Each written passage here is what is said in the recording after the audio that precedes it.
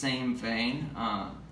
This one has an epigraph too, but from Basho, the Japanese haikuist. And it goes, "Those who do not see the flower are no different than barbarians. Those who do not imagine the moon are akin to beasts." Which I take to mean something along the lines of stop and smell the roses. Because if you don't recognize the beauty that lies around you, you're just kind of an animal. But I think that his black and white vision was a little wrong, so this is sort of my rebuttal. When I look at my father, I see a flower, and I see a barbarian who lived in Guam and ate McDonald's for 90 days to file for divorce. When I look at my father, I see a flower wearing a straw hat, short shorts and long socks, t-shirt tucked, stretched over his paunch. I see a bottle of wine with a hamburger for breakfast before going back to bed. I see red meat and liver-spotted hands. When I look at my mother, I see the moon.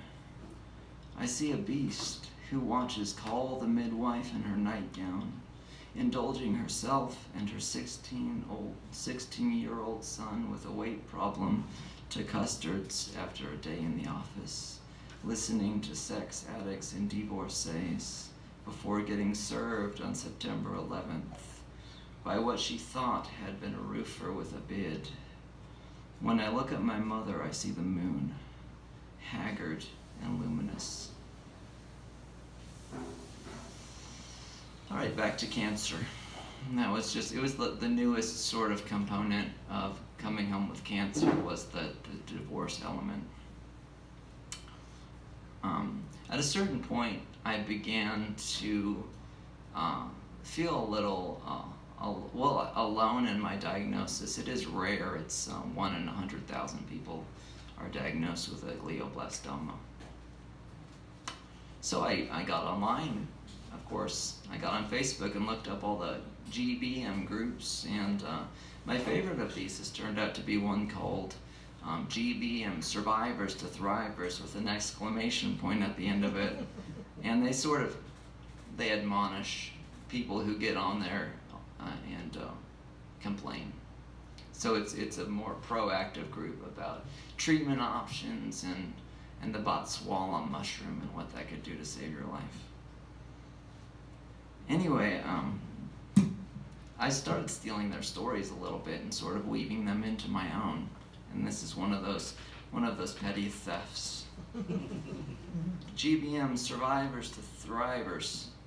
She says her husband doesn't make it to the bathroom. She says her husband stares at himself in the bathroom mirror at midnight.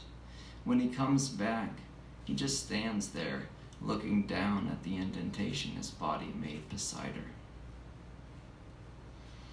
Does this mean the tumor's grown, she asked? Or is it because of the weaning, the gradual reduction of anti-inflammatories? Out the bay window, snow is falling. Around the kitchen table, people chatter about substituting cranberries for marshmallows in the baked yams. The benefits of maple syrup over brown sugar, and what about fresh green beans instead of canned? Recipes for stuffed mushrooms, blending batter for pumpkin pancakes. I sink into my captain's chair, cradling coffee in both hands. Outside, snow shifts like static, the signal interrupted. People chatter about substituting the chain links for new pickets, setting the posts in cement, getting started Wednesday, renting the auger, breaking out the reciprocating saw. People chatter. Snow unloads more snow out the bay window. More and more snow. out of the sky's dark wardrobe. A little bit of Narnia.